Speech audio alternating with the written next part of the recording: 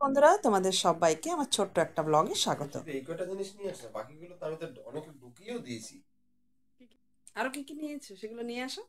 হ্যাঁ, আমি নিয়ে আসার সময় আছে, আমি এখন রেডি কোথায় আছে করছি। সেগুলো বলো, তাহলে আমি নিয়ে আসছি। আমি কোথায়, তুমি শাড়িটা সব নিয়ে আমার জামাটা ঢুকানো আছে আলমারিতে। কোথাও যাওয়ার কথা মনে পড়লে বা প্ল্যান হলে মনে কত আনন্দ বা কত খুশি হয় বন্ধুরা।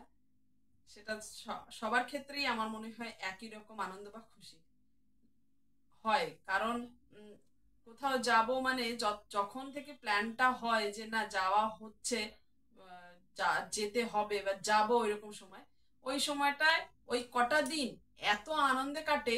তারপর তো যখন ডেস্টিনেশনে গিয়ে পৌঁছানো হয় সেই ব্যাপারটা তো আলাদাই। তখন তো অন্যরকম খুশি।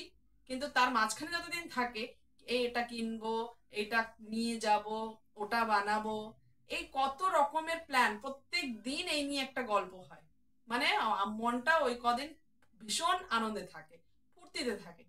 তো দেখো, এরকমই কোথাও একটা বেরোবো তার প্ল্যান আছে আমাদের। তার জন্য যে ছোট ছোট কেনাকাটাগুলো সেগুলো এখন থেকেই শুরু করেছি। তোমাদেরকে পরে জানাবো যে কোথায় যাচ্ছি। আর দেখো আমরা সেই প্ল্যানিং এ সেখানে যাব বলে কি কি প্ল্যান করছি, কি কি কেনাকাটা করছি, তার মধ্যে কেনাকাটার মধ্যে কিছু কিনেছি। এই দেখো, সেদিন গেছিলাম মার্কেটে, আসানসোল মার্কেট তোমাদেরকে দেখিয়েছি। আর গিয়ে বাইরে খেয়ে এসেছি। আর তখন গিয়ে যে সমস্ত বাজার করা হয়েছে তখন তো আর দেখানো হয়নি, আলাদা ছোট্ট করে একটা ব্লগ বানাবো তার জন্য রেখে দিয়েছিলাম। এই যে এখন সময় পেলাম তাই তোমাদেরকে দেখাচ্ছি। এই দেখো, এই একটা কুর্তি আমি কিনেছি।